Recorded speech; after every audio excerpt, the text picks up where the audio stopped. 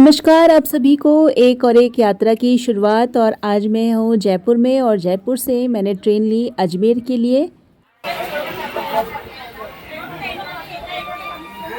जयपुर से 1.5-2 घंटे का सफ़र तय करके मैं पहुँचती हूँ अजमेर जंक्शन। और अजमेर जंक्शन पहुँच करके मैं ये छोटी सी बस लेकर के अपनी आगे की यात्रा पुष्कर के लिए शुरू करती हूँ। रास्ते में बहुत तेज़ की बारिश थी और बारिश में जैसे तैसे मैं पहुँचती हूँ पुष्कर और रात में फिर एक होटल मैं बुक करती हूँ और अगले दिन सुबह फिर मैं निकलती हूँ पुष्कर घूमने के लिए।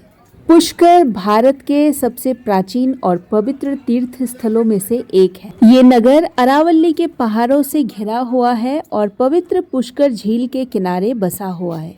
हिंदू धर्म ग्रंथों के अनुसार पुष्कर की स्थापना स्वयं ब्रह्मा जी ने की थी। कहा जाता है कि ब्रह्मा जी ने पृथ्वी पर एक कमल पुष्प गिराया और जहाँ ये कमल पुष्प गिरा वहाँ 3 पवित्र झील बनी, जिसमें से प्रमुख है पुष्कर झील। ब्रह्मा जी ने यहाँ पे यज्ञ किया था। जब उनकी पत्नी सरस्वती यज्ञ पे समय पर नहीं आई तो उन्होंने एक स्थानीय कन्या गायत्री से विवाह कर यज्ञ पूर्ण किया। इससे क्रोधित होकर सरस्वती ने उन्हें श्राप दिया कि उनकी पूजा कहीं नहीं होगी। इसीलिए ब्रह्मा जी के बहुत कम मंदिर हैं। ब्रह्मा मंदिर के सामने ये पुराना सा एक वृक्ष है जिसके नीचे कुछ संत पूजा करते हुए दिखे।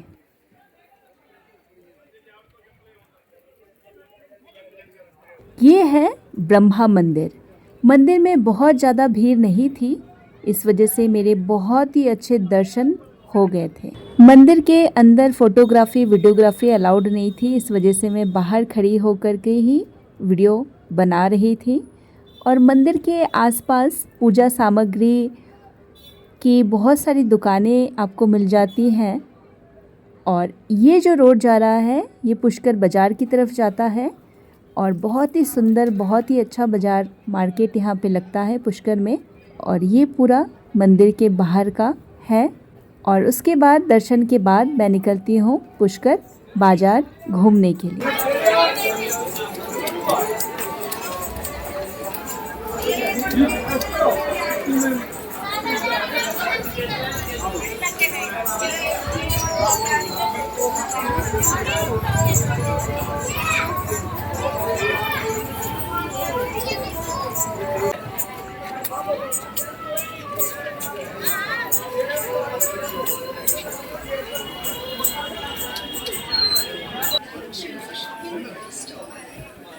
बहुत ही कलरफुल मार्केट था क्योंकि जो कपड़े बिक रहे थे वो बहुत ही डिफरेंट वैरायटी के थे, इंडियन वेस्टर्न हर वैरायटी के थे। और बहुत ही सुंदर सुंदर कलरफुल चीज़ें यहाँ पे बिक रही थी। ये घर में सजावट वाली चीज़ें भी यहाँ पे बिक रही थी और कावड़ियाँ भी बहुत दिख रहे थे क्योंकि सावन का महीना चल रहा है। और चलते चलते मैं इस घाट में पहुँचती हूँ और यहाँ का दृश्य सच में बहुत ही सुंदर था। और बारिश होने की वजह से जो घाट के ऊपर तक पानी आया हुआ था और जो झील थी वो पूरी ऊपर तक भर चुकी थी। सारे घाट के ऊपर तक पानी आया हुआ था, कई सारे घाट तो डूबे हुए थे, पानी के अंदर थे।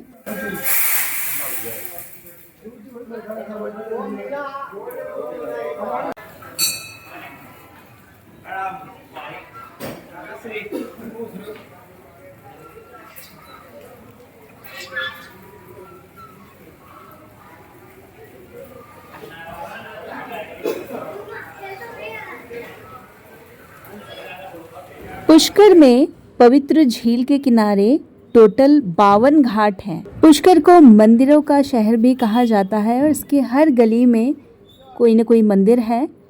और जो बनावट है शहर का, जो आर्किटेक्चर है वो भी काफ़ी पुराने टाइम का देखने से ही पता चलता है।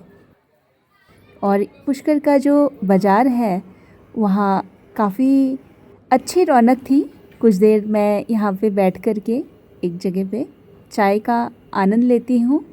ये महिला थी, इनकी छोटी सी एक दुकान थी, तो यहाँ पर मैं कुल्हड़ में बारिश में बैठ कर के चाय का आनंद लेती हूँ और फिर मैं आगे सावित्री मंदिर की तरफ चल देती हूँ। बारिश होने की वजह से रास्ते में जगह जगह पे पानी भरा हुआ था और एक चीज़ जो मुझे ये दिखी, चबूतरा सा जिसमें पानी भरा हुआ था, आपने देखा। इसको खेल बोलते हैं, जो कि जानवरों के पीने के लिए पानी की व्यवस्था की जाती है। और बारिश के वजह से बहुत ही अच्छा सुहावना मौसम हो गया था। बहुत ज़्यादा गर्मी भी नहीं थी और धूप भी नहीं थी, बादल छाए हुए थे।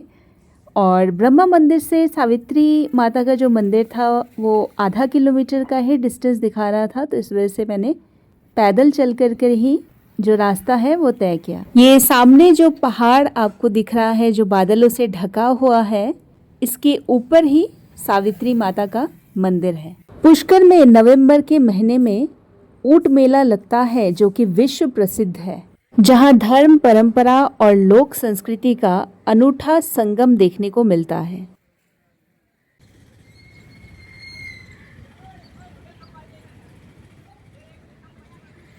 सावित्री मंदिर में जाने के लिए जो द्वार है वो यहीं से शुरू होता है। ये मुख्य द्वार है और बहुत ही शांत वातावरण था इस जगह का। और कुछ पेड़ ऐसे थे जिनको देख के लग रहा था ये कई सौ साल पुराने होंगे। जैसे कि ये पेड़ है, ऐसा लग रहा था बहुत पुराने पुराने वृक्ष यहाँ पे हैं। और ये वो सीढ़ियाँ हैं जिस पे पैदल भी जा सकते हैं। उड़न खटोला की व्यवस्था भी यहाँ पे थी। ये उड़न खटोला है जो बारिश की वजह से उस वक्त कुछ देर के लिए बंद थी, और जैसे ही मैं पहुँची ये सेवा शुरू हुई। कुछ देर बैठने के बाद ही मुझे मौका मिला टिकट लेकर के इस पे बैठने का।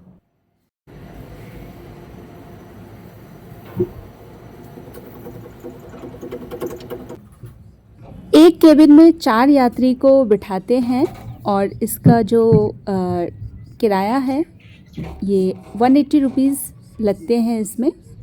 और कुछ देर के लिए ऊपर जाने के बाद व्यू देखने के लिए कुछ देर के लिए उड़न खटोला को ऊपर रोकते हैं।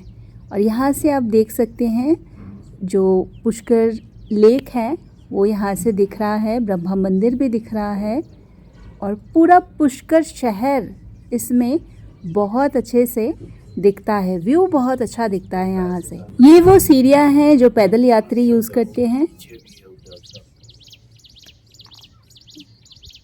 मैं जिस केबिन में थी उसमें 4 लोग थे। एक मैं थी, एक बुजुर्ग कपल थे जो कि नोएडा से थे, और एक लड़का था वो भी नोएडा से था। और हम लोग पहले सवारी थे आज के उड़न खटोला में, क्योंकि जब हम पहुँचे थे तभी गेट खुले थे और तभी ये सेवा शुरू हुई थी।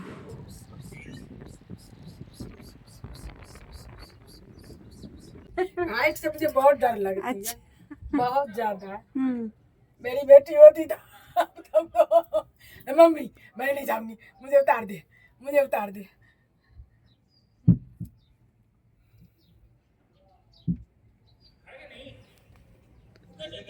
और यहाँ पे फिर हम पहुँच गए और ऊपर बहुत ज़्यादा बादल था और मंदिर में ज़्यादा भीड़ नहीं होने की वजह से कुछ देर मैं रुक भी पाई और बहुत अच्छे दर्शन भी हो पाए। और पूरा मंदिर बादलों से ढका हुआ था, नीचे की तरफ कुछ नहीं दिख रहा था, बहुत घने बादल आ गए थे।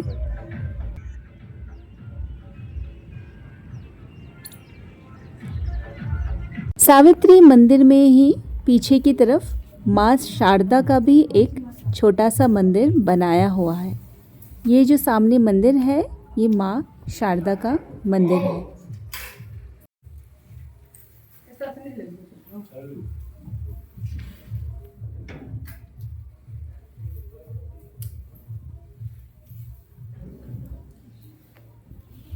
और यहाँ पे इस तरफ इस पेड़ के नीचे कुछ शिवलिंग रखे हुए थे।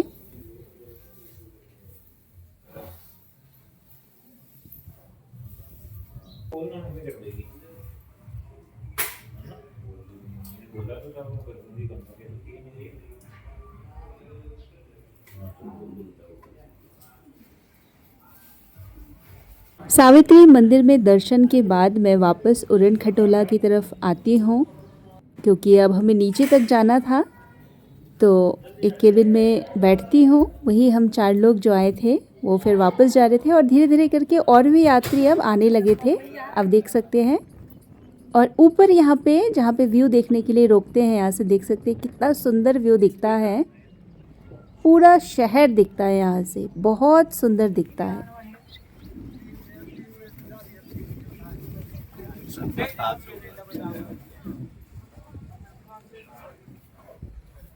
सावित्री मंदिर में दर्शन के बाद मैं वापस चल लेती हूँ पुष्कर बाजार की तरफ, क्योंकि और भी कुछ मंदिर थे जिनके मुझे दर्शन करने थे और वो सारे मंदिर पुष्कर झील के आसपास ही थे।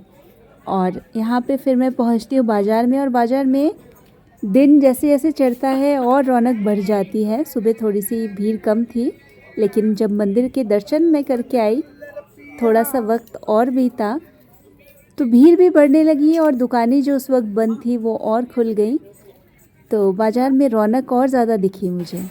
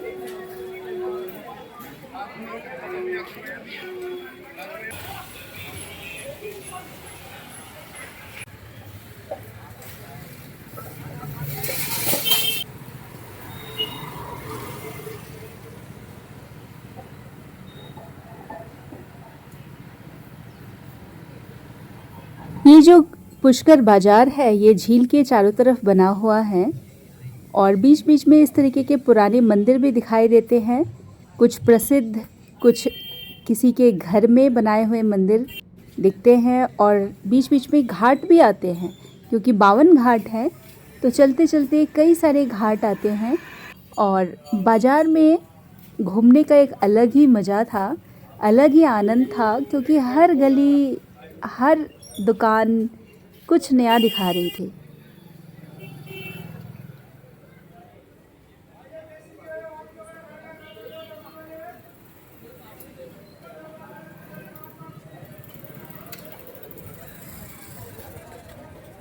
ये है पुष्कर का गौ घाट, ये है जगन्नाथ घाट, ये है झूलेलाल घाट और इसके आगे आता है नरसिंह घाट। तो इस तरीके के टोटल 52 घाट हैं और बारिश के वजह से हर घाट में ऊपर तक पानी आया हुआ था। और फिर इस गली से निकल के गूगल मैप ऑन करके मैं पहुंचती हूं बराह मंदिर। ये बहुत ही प्राचीन मंदिर है पुष्कर का। भगवान बराह भगवान नारायण के 10 अवतारों में से एक हैं और ये जो जितने मंदिर हैं पुष्कर के, कई बार अटैक किए गए। जब पुराने टाइम में आक्रमण होया करता था भारत में, तो मंदिर कई बार ख़राब किए गए, तोड़े गए और वापस बनाए गए। तो इस तरीके से पुराने जो उसकी नींव है, कई बार देखते हैं नींव पुरानी है, उसके ऊपर नया स्ट्रक्चर खड़ा किया हुआ है। और कुछ ऐसे मंदिर हैं, पोर्शन है जो भी पुराना वैसा का वैसा मिलता है। ये देखिए, ये जो पिलर है पुराना है, काफ़ी पुराने टाइम का लग रहा है और इसके ऊपर नया स्ट्रक्चर बनाया गया है।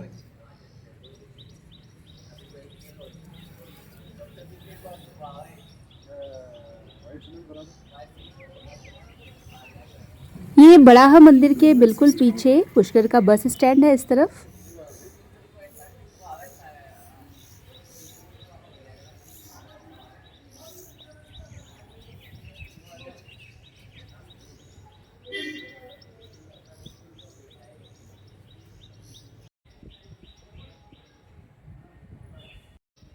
बराह मंदिर के पास कुछ घर मुझे दिखे, जैसे ये घर मुझे दिखा था जिसका आर्किटेक्चर काफ़ी पुराने टाइम का लग रहा था। और फिर चलते चलते मैं पहुंचती हूँ और एक घाट में, जहाँ पे लोग अपने पितरों को तर्पण कर रहे थे। पुष्कर में ये भी लोग बहुत ज़्यादा करते हैं, अपने जो पितृ होते हैं, जो पूर्वज होते हैं, उनका श्राद्ध या उनका तर्पण यहाँ पे करते हैं।